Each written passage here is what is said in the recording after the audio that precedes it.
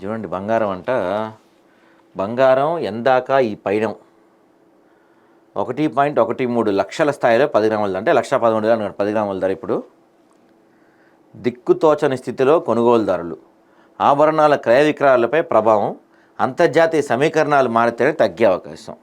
బంగారం 2012లో 31,000 అంటండి 10 గ్రాముల బంగారం 24 క్యారెట్స్ది.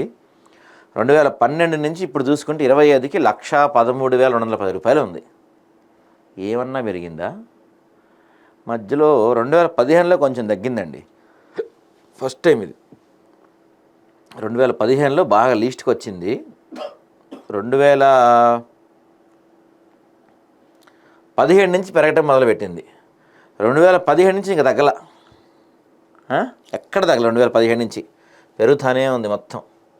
ఇప్పుడైతే ఏకంగా పోయిన నెలకి ఇప్పటికి అక్టోబర్ వరకు, అది సెప్టెంబర్కి ఇప్పుడు 1,13,000 అయిపోయింది బంగారం. ఇక కొనేది ఎట్లా? బంగారం ధర ఇప్పటికీ అందరంత ఎత్తుకు చేరింది. స్వల్పకాలంలో ఇంకా ఎక్కువ పెరగడం కష్టమని పెట్టుబడి వ్యవహారాల నిపుణులు పేర్కొంటున్నారు.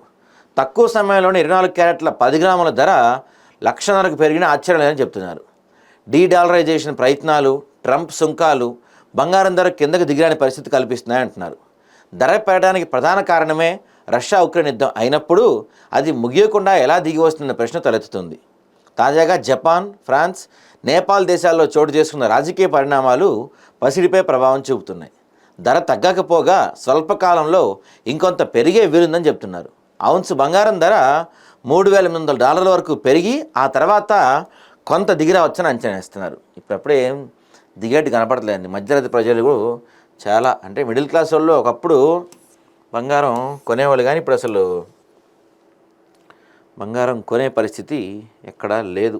22 క్యారెట్ల బంగారం 1,00,000ను మించి